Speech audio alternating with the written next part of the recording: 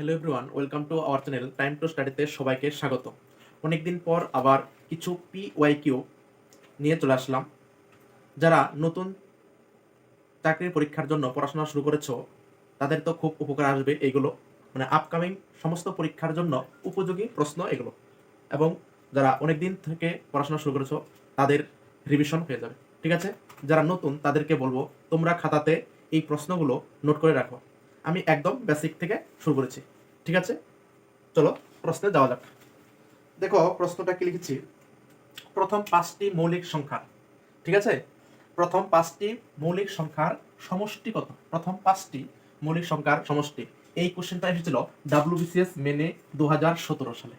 ঠিক আছে, আমি যতগুলোই অঙ্ক করাবো সবগুলো কোনো না কোনো পরীক্ষায় এসেছে অলরেডি, সেই কোশ্চেনগুলোই করাবো। এখান থেকে তোমরা বুঝে নেবে মানে কোন কোশ্চেনগুলো মানে তোমাদের শিখে যেতে হবে। ঠিক আছে,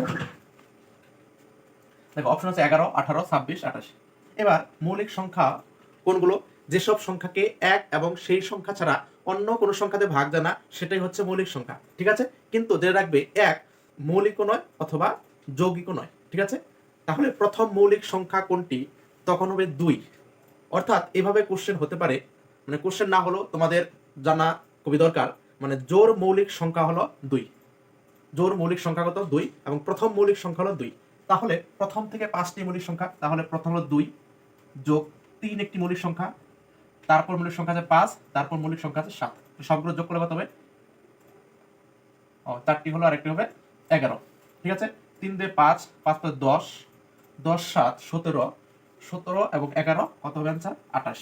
ঠিক আছে, তাহলে প্রথম পাঁচটি মৌলিক সংখ্যার সমষ্টি কত হবে? 28। ঠিক আছে, ঠিক আছে, নেক্সট কোশ্চেন দেখো। দেখো পরবর্তী কোশ্চেন কি আছে, 194 এর পাওয়ার দিয়েছে 102 যোগ 294 পাওয়ার দিয়েছে 103।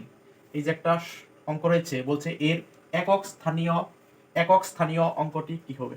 এই 194 এটা 4 হলো একক স্থানীয়। ঠিক আছে, তাহলে এটা যোগ করে একক স্থানীয় অঙ্ক কি হবে? ঠিক আছে, এবার মনে করো 5 এর কিউব আছে, তাহলে 5 কে কয়বার গুণ করতে হবে?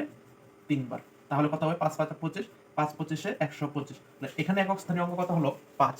ঠিক আছে, এখানে 194 আছে, ব্র্যাকেটের ভিতরে সংখ্যাটিও যথেষ্ট বড় সংখ্যা এবং এর যে পাওয়ার রয়েছে এটাও কিন্তু যথেষ্ট বড় সংখ্যা, কিন্তু এখানে পাওয়ারটা ছোট ছিল তাই গুণ করে সহজেই বের করতে পারলাম।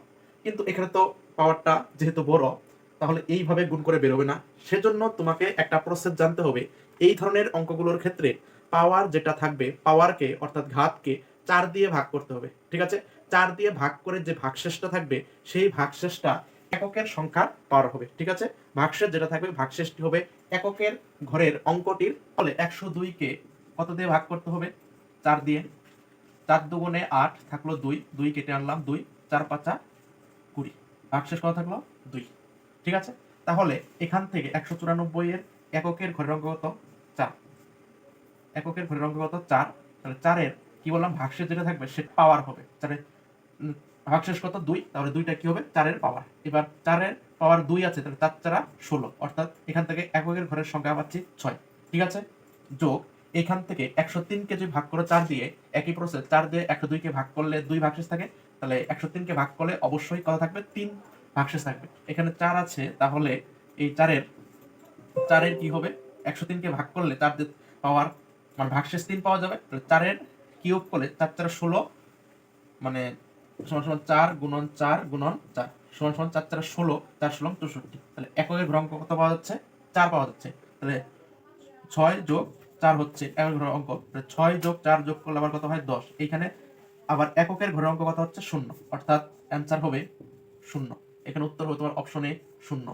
ঠিক আছে, নেক্সট অঙ্ক দেখো। ঠিক আছে, দেখো পরবর্তী অঙ্কটা, x স্টার y সমান সমান x square plus y square minus xy হলে 11 স্টার 13 হবে। ঠিক আছে, 11 স্টার 13 হলো, এখানে কোনটা অ্যান্সার হবে? x star y।